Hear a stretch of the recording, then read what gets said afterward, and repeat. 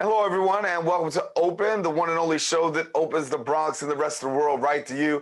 I'm your host, Daren Jaime. Today, we'll discuss what's happening in and around our borough, as well as across New York City. Coming up, we talk front and center about the issue of checking your child's vision, how important that is. We'll bring you some details. Then afterwards, we'll talk about how to prepare for the heat waves and the hurricanes during this hot summer season. Then we'll learn about a not-for-profit organization that's empowering survivors of domestic violence and sexual assault. Then a little later on in the show, we'll discuss the opening of a new center that's helping people struggling with mental health. And then finally, we'll learn about an appreciation retreat honoring teachers. We'll give you some more details about that a little bit later on, but we want you to stay with us because all this and much more is heading your way. Right now, we're officially open.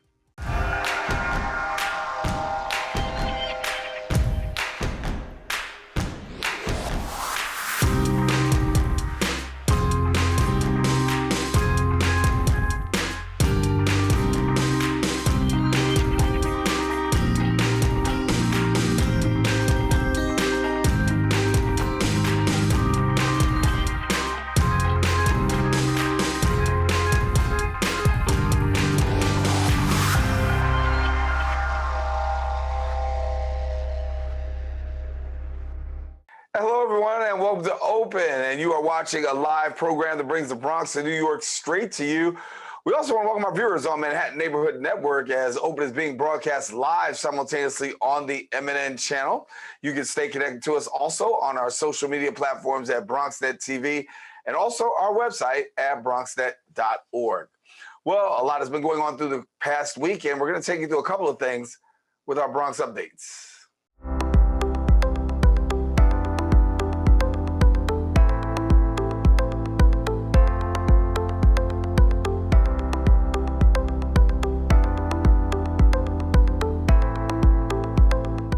We start off with local news. Several Bronx businesses are now facing displacement due to proposed homeless shelters. Our BronxNet reporter, Kyrie Moody, has the story. Bronx leaders hold a press conference to oppose secretive dealings as local business owners face imminent displacement by a proposed homeless shelter. This homeless shelter was put into construction plans over a year ago, and now local small business owners received a letter stating by the end of the year they must vacate their stores. This is the problem. Community members are hearing things in rumors because DSS has refused to give us real data and real information. We reached out to them with specific concerns about the very profitable nonprofit who's set to build here, about this process in its entirety, and about the model they're using. And they sent us a non-response. They emailed us a letter, boilerplate letter, which did not address any of the concerns that we laid out in our outreach to them. I understand the community is upset about what type of housing is going to be here. I'm upset that this is a sweetheart deal. This went to the Department of Contracts. We know it's going to be developed, but to the tune of $5.5 million over 35 years as a handout, I don't think that's right. Yes, develop it. It should be mixed use.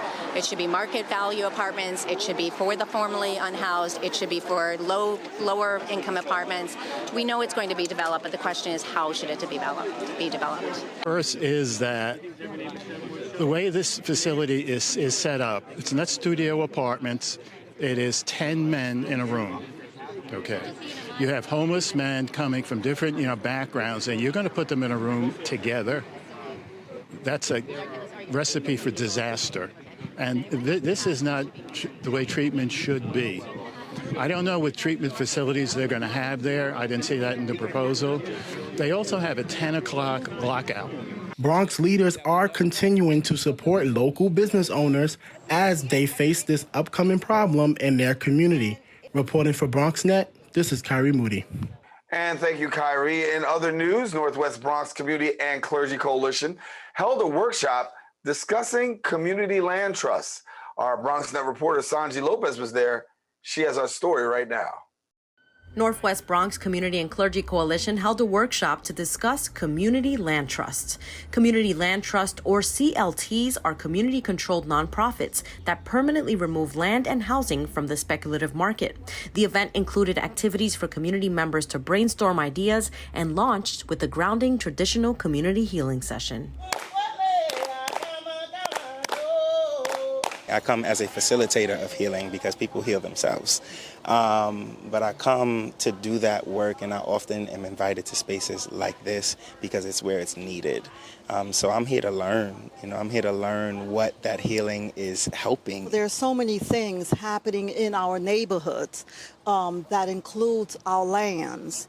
And it includes the gentrification situation, the situation of people on all levels needing so many things, healthcare. Now we even see the issues that have become national. So I came today to get information that is going to be updated and to bring it back to my neighborhood. Advocates say that CLTs may be a solution to many issues, including the ongoing housing crisis, as the Bronx faces gentrification and land speculation while experiencing the highest rates of evictions compared to other boroughs, according to the NYU Furman Center. It's a really exciting time right now where I think a lot of people across the city, but especially in the Bronx, are thinking about how can we not only defend our homes and defend the places that we live in, our neighborhoods, against these forces of real estate and capitalism in the city, but also how can we build a new vision of what it looks like to have community control and to have actual stake in what we have and what we own. The Bronx CLT, Northwest Bronx Community and Clergy Coalition, and local residents launched a campaign where they identified 26 city-owned lots in the Bronx. They are now demanding that the city transfer ownership of the land to the CLT. Over the summer, we had a number of really visible campaigns in different neighborhoods across the city to do some imagining with people in those neighborhoods about what it looks like to own the property that you have. And then we've been really kind of working with those neighborhoods to think about what it could actually mean to own land and to have real control of your community. For future workshops and more information on community land trusts, visit northwestbronx.org. Reporting for BronxNet, Sanji Lopez. And thank you, Sanji. And that's all time we have for our Bronx updates. We want you to stay connected to us. Don't go anywhere. Open continues right after this.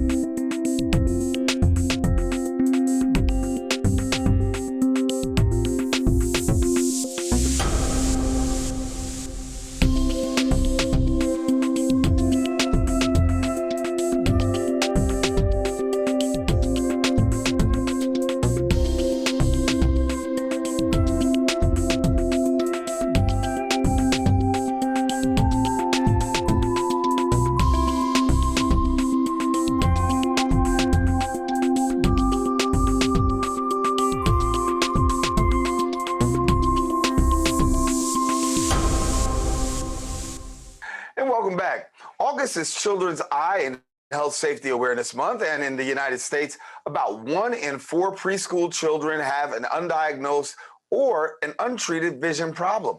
Now, with students preparing to get back in the classroom, it's a good time to get your child checked out before school starts. And joining us to get more details and share more insight into this is we got Dr. Diana Ilyasova. She is from Pelham Parkway Vision Center. And Dr. Diana, thank you for being with us. Thank you for having me back. Good to have you back. And, it is important, as we talked about it, to take a look at children and eye safety. The fact of the matter is we get the whole body checked out, but sometimes we're not doing a good job in terms of neglect, or we do neglect the eyes of our children. So talk to us a little bit about that. Yes, I'm actually very happy to talk about this subject that I feel so passionate about.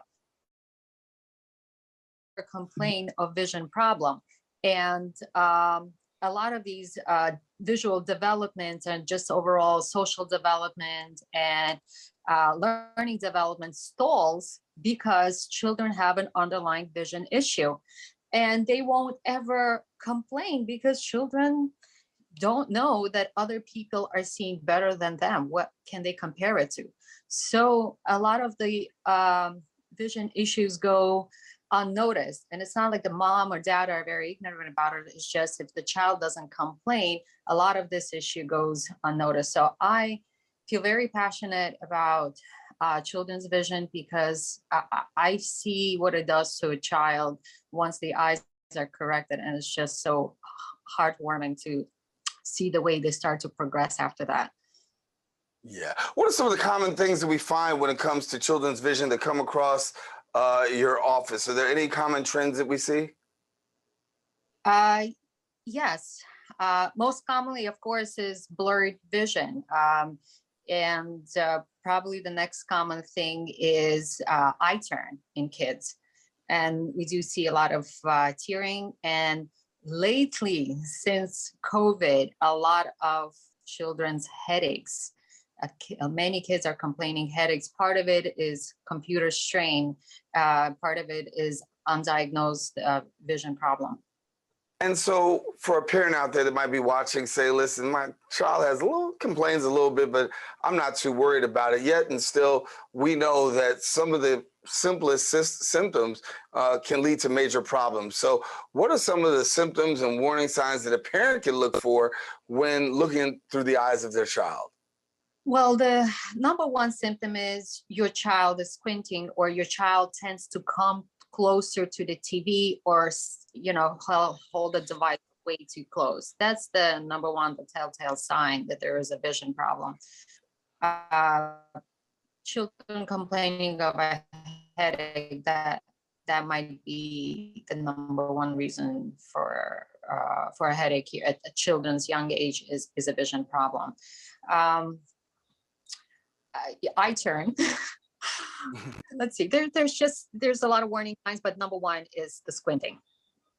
Right. So when we talk about the problems, we know that they're the squinting, the looking up close, and things like that. The question comes: how often should a parent have their child checked for vision? Well, definitely before school. So around 4 years old, they should check the eyes for any vision problem. But any kind of issues that a child, like a toddler or an infant, might have earlier, he or she should be checked. Absolutely. The child does get gross visual exams by pediatrician as early as 3-4 months, 6 months. So they do get gross examinations. So the kids' vision checks actually start earlier, but a full comprehensive vision exam should be around 4 years old and up, 3 to 4 and up yearly. Let me ask the question about astigmatism, because I suffer from one. I know a lot of kids actually suffer from one, but can you define for our audience what astigmatism is?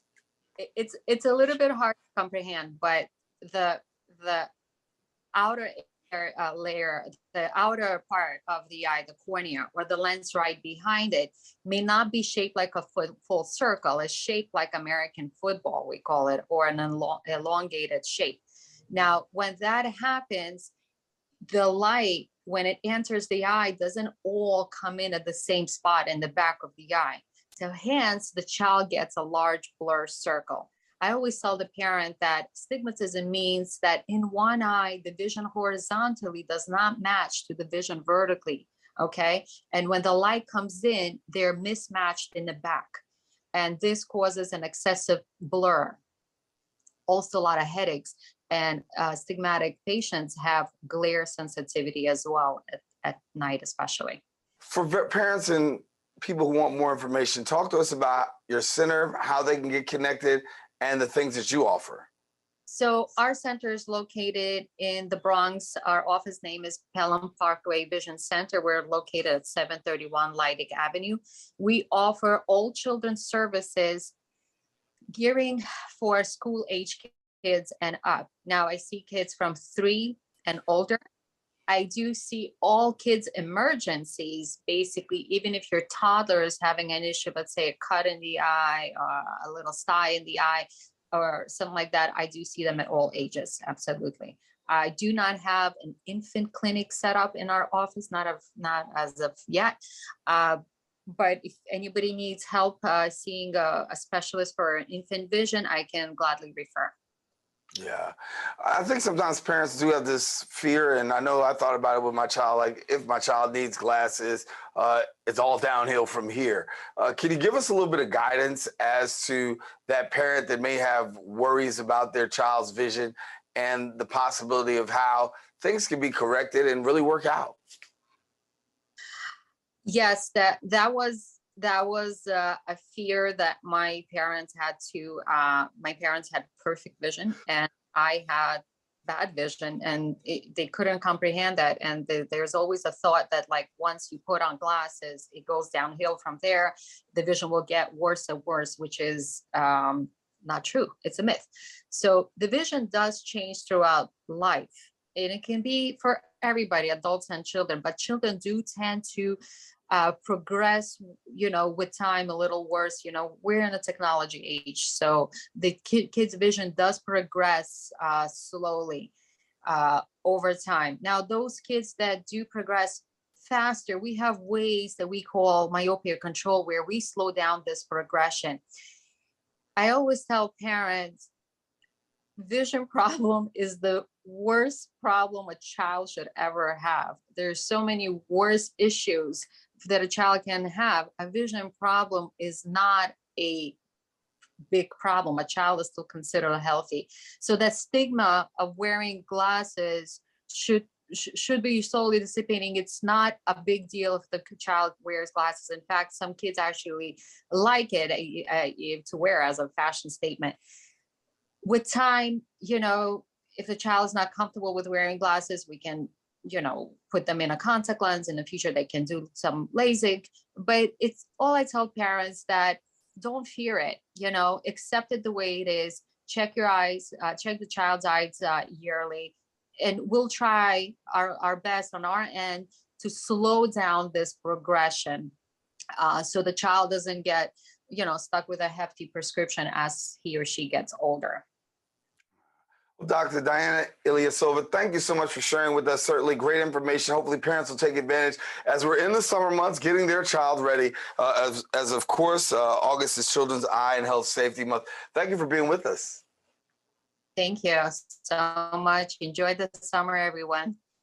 All righty. Well, I want to let you know, if you want more information, don't hesitate to visit the website at PelhamParkwayVisionCenter.com. And then also follow them on Instagram and Facebook at Pelham Parkway Vision Center. Now, I don't want you to go anywhere. We do have more show coming up for you. So Open continues right after this.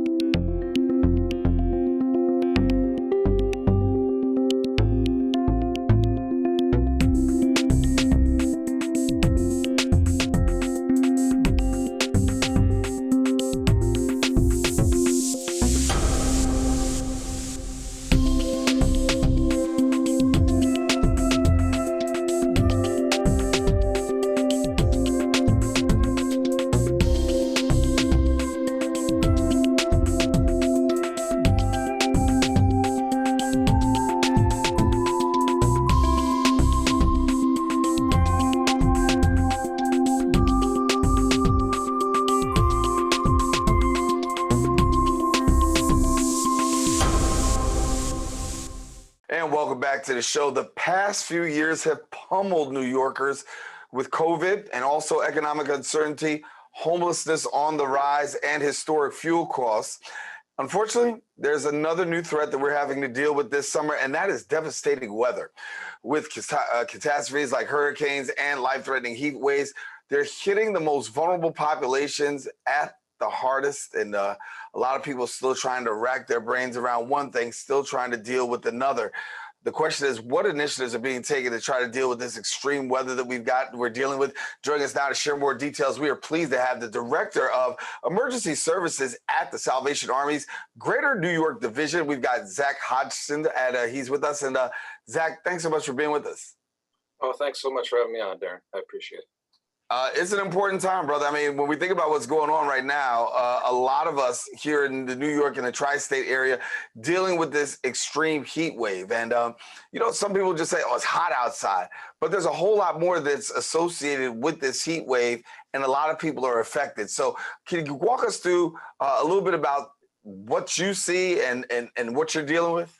Sure. What we know is that heat waves are the deadliest natural disaster each year. And so the Salvation Army partners with New York City Emergency Management and other government partners to provide cooling. We have community centers, and we do that anytime there's a declared heat wave, because we know the data shows that access to air conditioning can be a huge factor in folks' vulnerability to heat-related illness and even heat-related death. So we do all that we can to try to provide people access to air conditioning. We also have an outreach program that engages with people living on the street who obviously are exposed to the elements more than others, and try to provide them with items that will help to cool them down, but also transportation to the open city cooling centers if they'll accept that assistance. So we're trying to do a number of things, knowing how much of an impact the heat can have.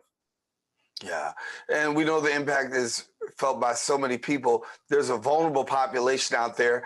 Talk to us about identifying who is that vulnerable population when we talk about this heat wave. Sure, I don't think it would be surprising. Certainly people who have prolonged exposure, to the heat. So we are talking about our unhoused neighbors. We are talking about, in some communities, immigrant day laborers. We are talking about anyone who really doesn't have access to air conditioning. Again, that's sort of the crux of the issue. So you can think of, unfortunately, the widowed elderly woman in the apartment by herself.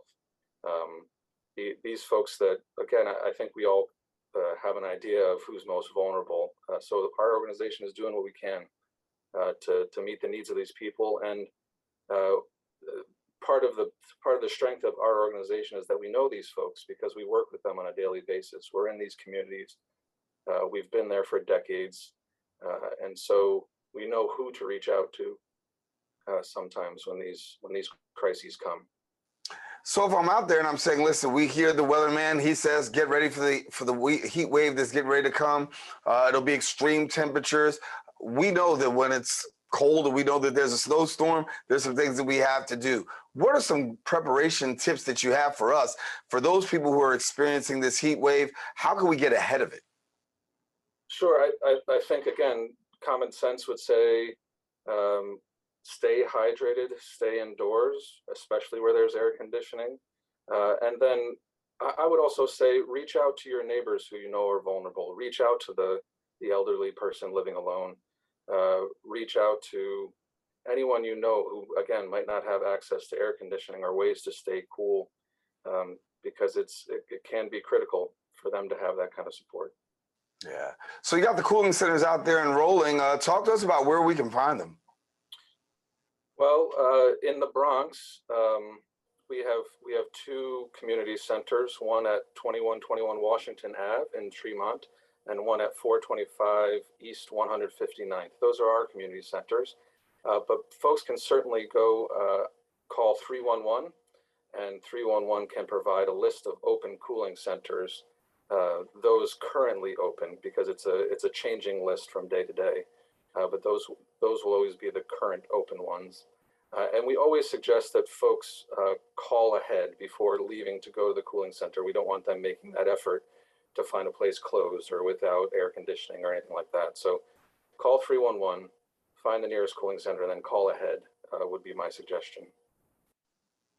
Yeah, and I think it's important that people try to find these cooling centers. Particularly, we know the warm weather is here.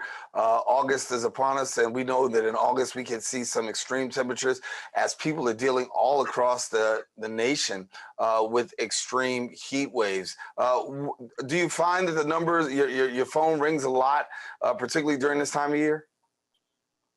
Certainly, yeah, we can get busier, but this is our work, and this is what our organization is founded to do, really. It's our mission to try and meet human needs without discrimination, as our mission statement says. So glad to get the calls in some ways and partner with city organizations and other nonprofit partners to be able to serve the city. Yeah, it's pretty important that we make sure that our people are taken care of across the city. That vulnerable population, the homeless population, very big. And, you know, we know that during the wintertime, it can be very bad for them. But talk to us about what you see during the summertime, particularly with our homeless. Sure. Again, our organization has a number of programs, for to serve our unhoused neighbors. We have multiple shelters that we operate in partnership with the city. An outreach program that multiple days a week goes out and engages people living on the street, tries to form a relationship so that there's some trust in our referrals to other programs, whether those be government or nonprofit partner programs. We have HIV services programs, which serves a number of unhoused clients. So our organization does quite a bit to try and serve those living on the street, try to serve those living in shelters. We also have a number of programs that attempt to provide feeding for people who are unhoused, whether that's a food pantry or a meal program. Again, we have 19 community centers across the city that are doing that kind of work, many in the most underserved neighborhoods of the city. And we've been doing that for decades. And again, we know these folks. They're our friends. They're our neighbors. And so we try to do our best to serve them. Zack, thank you so much for coming on and the work that you do. Thank you. All righty. Well, I want to let you know if you want more information, don't hesitate to visit the website, salvationarmyny.org, and then also follow them on social media at Salvation Army NY. We don't want you to go anywhere because we still have more open coming up right after this.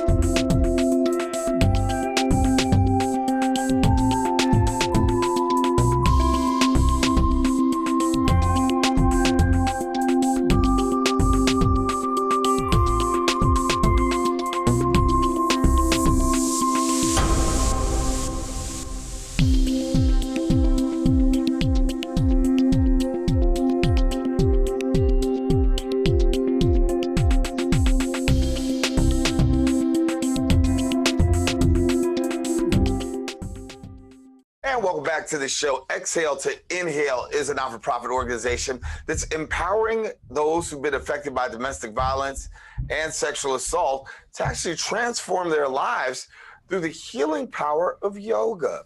Now, joining us to share a little bit more details, we've got the executive director of Exhale to Inhale. We've got Maggie LaRocca. And Maggie, thank you so much for being with us. Thank you for having me. It's such a pleasure to be here to share a little bit more about our mission and work. Well, Maggie, give me a little insight here because you're using yoga as a form of healing for your survivors. So in 2003, Exhale to Inhale was founded to really meet an unmet need within the scope of services that are provided for survivors of domestic and sexual violence. A lot of time you'll hear about financial resources, childcare, and legal support, which is absolutely needed. And we really wanted to support shelters, nonprofits, rape crisis centers by offering this form of self-care. And it really makes a lot of sense to have a way to reconnect with their bodies, to empower themselves, to find the inherent strength after that's potentially been taken away through various acts of violence. And when we talk about empowering survivors, obviously that's the mission that you want to be able to do. And talk to me about what that means to be able to empower a survivor. What we're really hoping to do through empowerment is give a survivor back that choice, the choice making that they may have had taken away through various acts of violence. So we hope that through trauma-informed yoga, one can find strength in their body, they can be connected back to their breath, and that is a tool that they can use outside the yoga class, outside the shelter partner, that they can carry on in life. So many of us through COVID-19 have seen that we really need different ways of taking care of ourselves. It's not always possible to go in and see a therapist. It's not always possible to go get some of those services. So yoga really helps survivors find that strength and make steps. And what we've seen is that survivors often go on to become yoga teachers, or they come back and they're able to be a voice to other survivors. And this really is a tool that anyone can do. They can do it in their homes. They can do it sitting at their desk. So it's very accessible, whereas a lot of healing resources are not.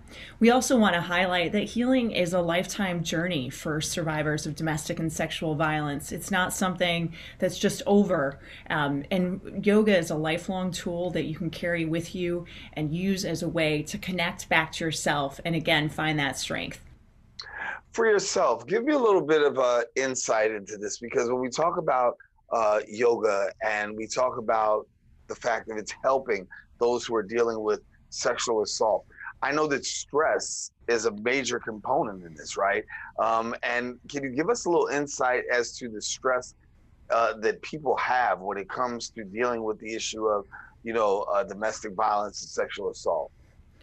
Absolutely, and that's right on point. Stress is key. It affects every aspect of life, whether you're returning to the workforce, or you're interacting with your children, or you're just trying to establish new social relationships. So stress is ongoing, and it's one of the key indicators that we measure as an organization.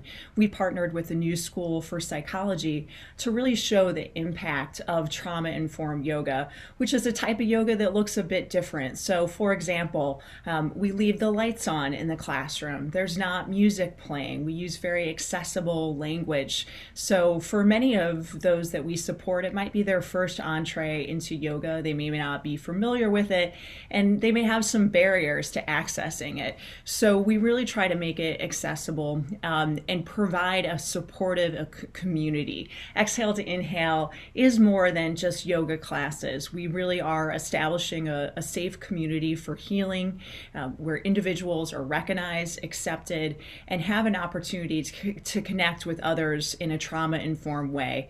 And a lot of times trauma-informed can be a buzzword, but what it really means is being people-informed, really understanding and meeting a person where they are in their recovery, in their life, and trying to reflect your approach. For us, that's through yoga, but we also partner with the New York City Mayor's Office to End Gender-Based Violence with our trauma-informed yoga training program, where wellness professionals are actually using this to support some of their outreach and the work that they're doing in the shelter environment. So we find that trauma-informed yoga is not just for yoga teachers, it's not just for a person that looks a certain way, it really is a tool that all of us can access. For yourself, you've been doing this work for a minute now. Talk to us about what you feel the impact is by having this resource available to a very needy and deserving population. Yeah, thank you for a great question. I think the biggest piece is accessibility. A lot of times healing resources, whether it's therapy, support, fitness, wellness, self-care, access is only for some. Why I'm really drawn to this work is because it's accessible. Anyone can do it. There's not barriers. It's low cost. Because of COVID-19, we've been able to also provide our classes online. So if childcare is an issue, if you're concerned about trying yoga out for the first time and worry that you might not be able to do certain things, it really is a way that we can reach those that might not otherwise have seen themselves in mental health care, in self-care. And that really for me is the draw. It's what drives me every day, is really trying to ensure that every survivor of domestic and sexual violence has the chance to heal, and that they have accessible healing resources that they can use for a lifetime. And I know that there's an annual gala, and talk to us about the annual gala and the impact there. Yes, yes. So the work that we do can sometimes be quite heavy, and we also like to celebrate our the survivors that we have the opportunity to work with and that are part of our community. Truly inspire us, and in fact, our theme this year is a year of inspiring growth. And a lot of times that growth is 2 steps forward, a step backward, and then maybe 3 steps forward. So we know that it's not linear. And at this year's fourth annual Celebration of Healing, a year of inspiring growth, we are going to celebrate our community. We're going to celebrate the inspiring growth that we see amongst our community members, and we'll have a chance to highlight some members of our community as well. We'll be celebrating and honoring Anna Pincus with a voice of courage. She is a filmmaker. She's the founder of the Acalinda Women's Foundation, and she is an activist for women. We'll also be celebrating Diane Bondi. Diane is a leader within the accessible yoga space, and we'll be recognizing her with the Hope in Action Award. And finally, we will be celebrating Flamingo, which is a corporate sponsor of ours. They've truly been with us from the beginning. We're a bit of a new organization, so they believed in our mission. They dedicate a portion of their sales to ensuring that women have healthy relationships with their body. And so we can't wait to do this. We will be celebrating during National Domestic Violence Month, October 19th at the Rubin Museum of Art in New York City. And so for people who want to get connected, what's the best thing that they can do? We'd love for you to come to our website, www.exhaletoinhale.org. You'll see our gala website page. And also importantly, we love to reach out to your audience. And if there is a potential partner, we have over 50 different partner nonprofit and shelter agencies in New York City and 6 states. We always welcome new partners that want to bring this healing practice into their work. And we also have public classes that are available online. So if you have been impacted by sexual or domestic violence, we invite you to join us on a weekly live Zoom class. And information about those 2 offerings, our training program, as well as the gala, are all on our website. Maggie, I want to thank you so much for being with us. Great information, and continue the great work of Exhale to Inhale, definitely making a difference. Appreciate you. Thank you so much for having us today. All righty. Well, I want to again reiterate, if you want more information, what we want you to do is go visit the website, and you can do that at exhaletoinhale.org, and then follow them on social media at Exhale to Inhale. Well, we don't want you to go anywhere. We do have more open coming up right after this.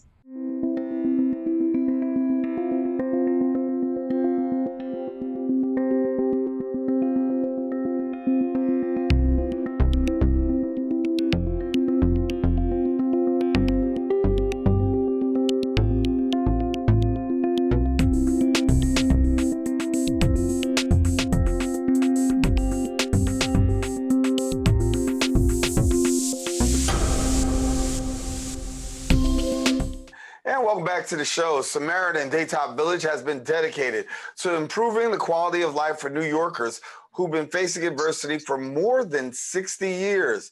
Now, recently, New York City Mayor Eric Adams announced the opening of the Bronx Support and Connection Center, helping individuals struggling with their mental health as well as substance abuse. And joining us now to share more details is the Vice President for Health Services and Community-Based Programs at Samaritan Daytop Village. We're pleased to be joined by Charles Madray. And Charles, glad to have you with us. Hey, thank you, Daren. Certainly appreciate it.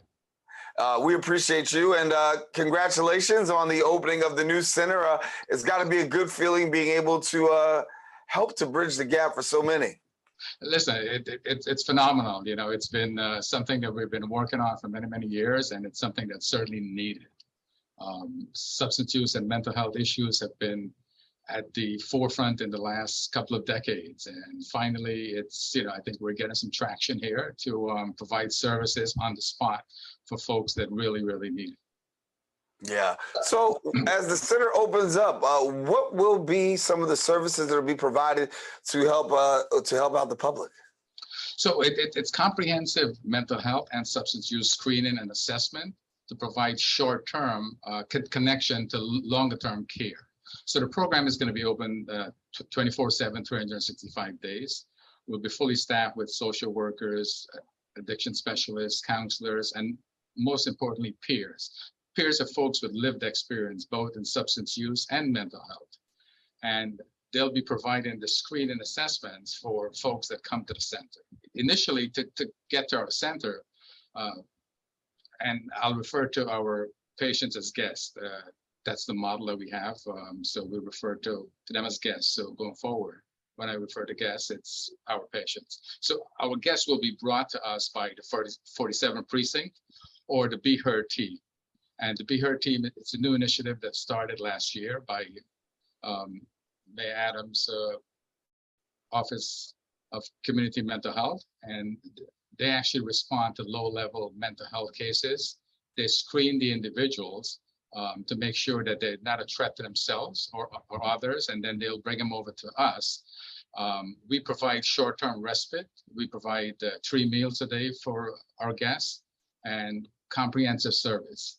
At the end of a 5-day stay, it's our hope that we connect them to an outpatient treatment program if they're not already connected, or to a substance use treatment program, either residential, outpatient, whatever the needs are. We do a comprehensive assessment and then get them connected to permanent care, either back to their original provider or a new provider that we have in our database. When we look at the fact of substance abuse and mental health, give me some of your insight, given the fact that COVID-19 really further exacerbated a lot in this area. What's it been like for you, the organization, dealing over the course of, now that we're, on the other side, now we're talking about some other variants, but we're not gonna go there. But talk to us about what it's been like for you really through this COVID pandemic in the area of mental health and substance abuse. Have we seen a tremendous increase in spikes in cases? So actually early on in the pandemic, we actually saw a significant spike because folks were locked up. They weren't able to go out and get the illicit substance that they would normally get. So we did see a spike in our admissions.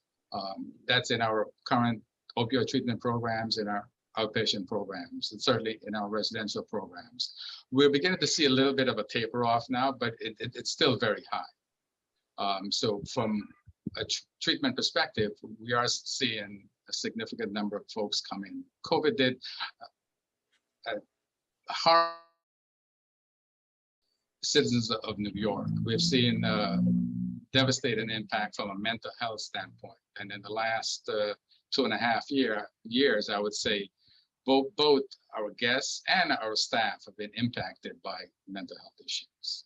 Stress, depression, anxiety, fear, a host of things that they certainly need help with, and we are here to help with those situations. So again, there is the Support and Connection Center that people can get tapped into. Who's going to be available to be serviced through this? So anyone can be of service to the program. We accept folks that are 18 years and older with mental health, substance use, or physical health issue. They'll be screened by the Be Heard team or have a conversation with a member of the 47th precinct. Based on what they present with, they will call us to make sure that we have availability at the site.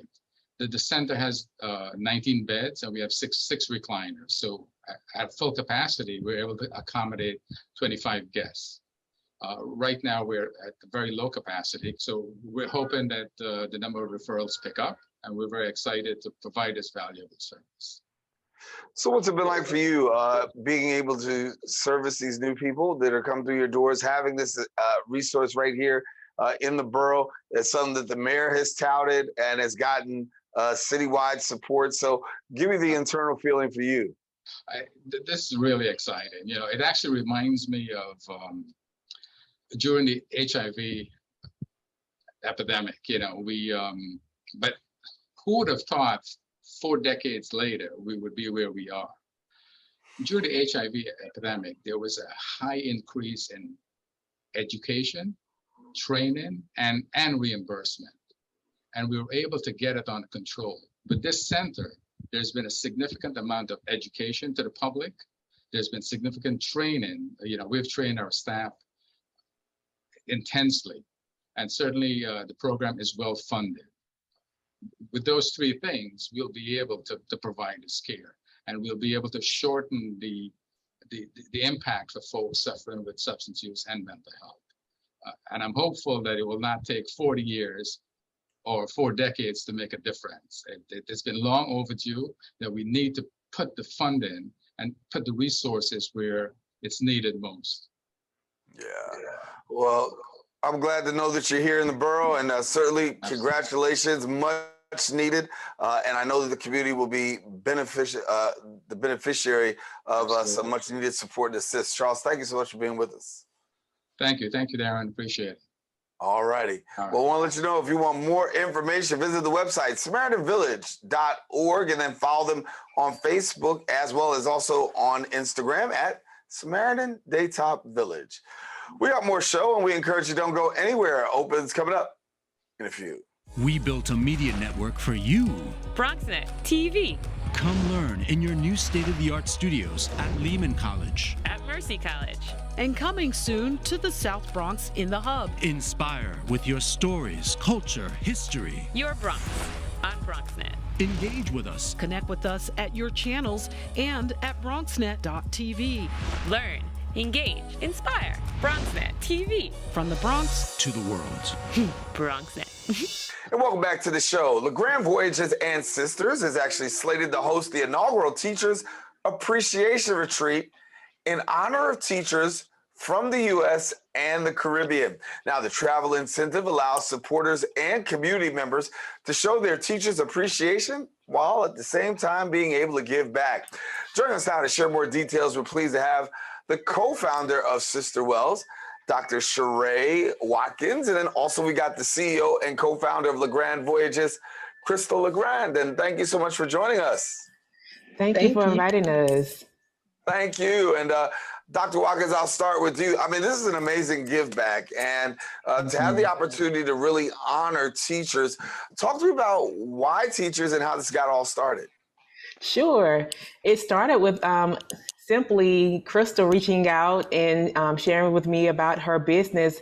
And actually, it was just kind of like a match made in heaven. I had been wanting to do a retreat for actually helping professionals who were actually mental health professionals. And so we had started that conversation, and we're in the mix of doing that for 2023, late next year. And so as that's getting started, she reached out to me. She's like, I have a wonderful idea, but for teachers. And I said, I'm on board, because my first career, I was a public school educator. And I said, I want to go back to where I started. And I felt when I got to be a public school educator, we were overlooked when it came to resources, when it came to support. And when COVID hit, we were once again, we saw the resources once again overlooking teachers when it in the midst of this pandemic. And so I said, Cristal, this is a wonderful endeavor. How can I help the profession which I know where I started, which I came? And so we came up with this merger between Sister Wells and LeGrand Voyages to make sure we provided a holistic and comprehensive experience for teachers who are our first responders and who are truly the backbone of our community. Yeah, Cristal, it's an excellent opportunity for teachers to get some refreshment, some retreat. And so these teachers are going to actually have retreat in the Caribbean. And so give me, why the Caribbean? Well, you know, being an island girl myself, I absolutely had to advocate for St. Martin and the region. And we're actually going to Anguilla. And my company is based in St. Martin, but we work across the region in the Caribbean and promote the destination. The Caribbean is just aesthetically right for retreats and wellness. I personally invested in, you know, creating experiences in the destinations that are all over. If you have the sun, sea, and sand, what better backdrop to have a retreat and be able to replenish yourself, rejuvenate, and come back with some energy to continue the great work that teachers are already doing.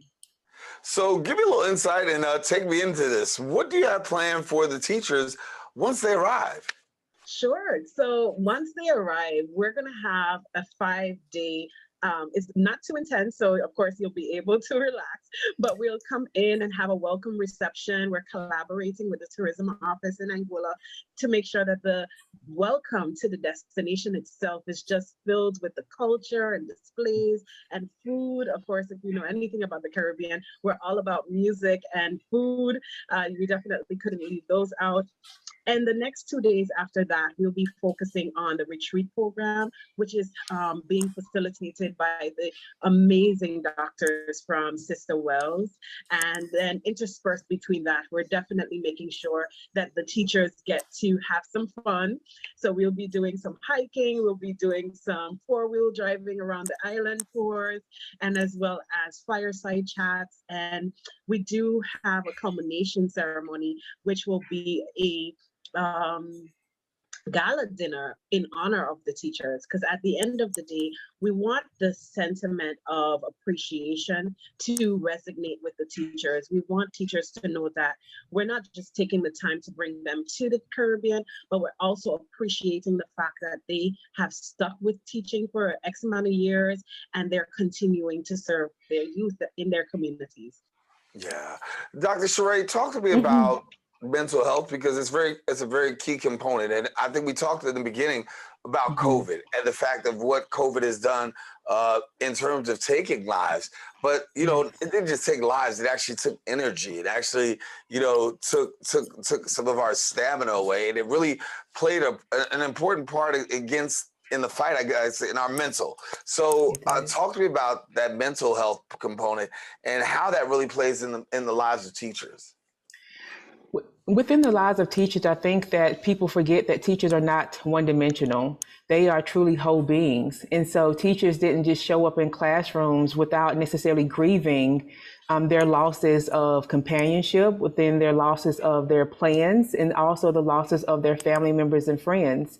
And so our teachers, as these first responders, showed up still pivoting to take care of our children, while many family members still had to go to work and still provide for their families, while once again having to leave their families in their own homes. And so what we saw from research is that we saw an increase in anxiety and depression in our teachers, but even within their classrooms, they saw increases in anxiety and depression in their students.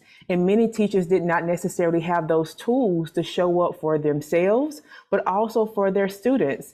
The teachers got the training for technology and also how to pivot for that, sometimes at the very last minute, and they had to evolve from day to day and still show up. But they didn't necessarily get that type of training on how to show up for themselves and show up for their students.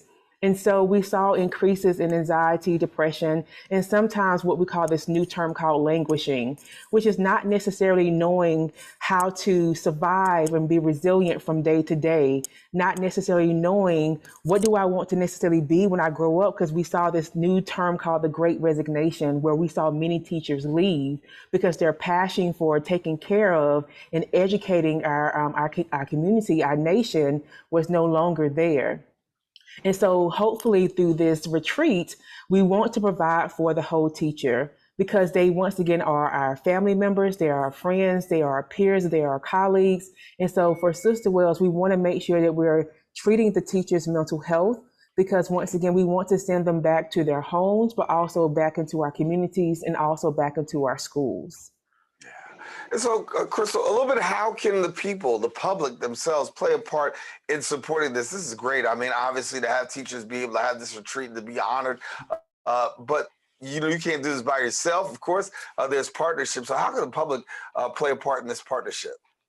Absolutely. So intentionally, what we did was we wanted to be able to have a collective contribution from the community to the teachers. So we didn't want to kind of just only spearhead this from a corporate perspective, but also to involve the community. So community members can actually go to teachersretreats.org, and there's a donate button. You will be able to contribute any amount. So we're really encouraging persons to go to the website, read about the project, read about Sister Wells, read about the program, check out the itinerary. It's such an fantastic incentive and a fantastic initiative that we've been able to put together with our partners, and the community members will be able to see which teachers are being nominated for this. They'll be able to nominate teachers, and then they'll also be able to contribute to the teacher being able to go to the retreat. So right now we're still in nomination process. We're nominating, we're reaching out to them to say that we're having this retreat in March 2023, and we are encouraging them, the community members of teachers or just any person, to come out and support those teachers that we will be able to bring on this beautiful experience. So for people who want to take part in this, obviously they have an opportunity to support, and it's a great thing that they can do that. I want to get a moment with Dr. Sherra before we go, and just get your thoughts as to what do you feel this means in the life of a teacher that will receive this retreat and this honor? For me, this retreat means that as our frontline workers, they are not forgotten. You may not necessarily be able to get the pay that you deserve. You may not necessarily be able to get the resources that you deserve, but Sister Wells and LeGrand Voyages, we want to make sure that within these next 5 days in March 2023, there are 2 companies and hopefully some supports from companies that will remind you of your worth, remind you of your mental health, remind you that though you may feel burnt out and may feel fatigued, that we will pour back into you. We will remind you that we thank you for everything that you have sacrificed for our communities. We thank you for teaching us to get us for our doctorates and allowing for us to create businesses and entrepreneurships, because without you, we wouldn't be where we are. And so we want to be able to, as we say, what we call in the rooms and within counseling, to give back what was freely given to us. So we want to honor you. So we're asking for many members of our communities and in our nation to take a moment to support this mission, to support this journey, as we want to give back to these teachers that freely gave throughout decades before, but also most importantly throughout this pandemic. Well, I want to thank you both for joining us. Congratulations, and congratulations to those teachers that will be earning the opportunity to have this great retreat. What better way to honor them? You mentioned that they were first responders, and the truth is they were essential workers during the course of this pandemic, and they had to keep it going for so many students. And we talk about students trying to navigate, but it had to be an adjustment and an adaptation for teachers to be able to do the same as well. Dr. Sherra, I want to thank you so much for being with us, and Cristal, LeGrand, thank you so much for being with us and the great work that you're doing. Thank you so much. Thank you so much for having us. My pleasure. Listen, I want to let you know again, if you want more information, don't hesitate to visit the website at teachersretreats.org. And I want to let you know, we come to the end of our show today. I want to thank all of our guests for joining us, and now you, the viewer, for tuning in. And if you missed any part of today's show, you can catch Recablecast on Bronx Clt channel 67, or you can catch Verizon Files channel 2133, I should say, or anytime on the web at bronxnet.org. Again, we also do want to give a very special shout out to all those who are watching on Manhattan Neighborhood Network. It's open, is being broadcast live simultaneously on the MNN channel. If you want to catch a brand new episode, we invite you to come on back Friday morning. My girl, Rena Valentine, will bring you the best of arts and entertainment. Until next time we meet, I'm Daren Jaime saying take care, God bless, and most of all, keep this channel wide open.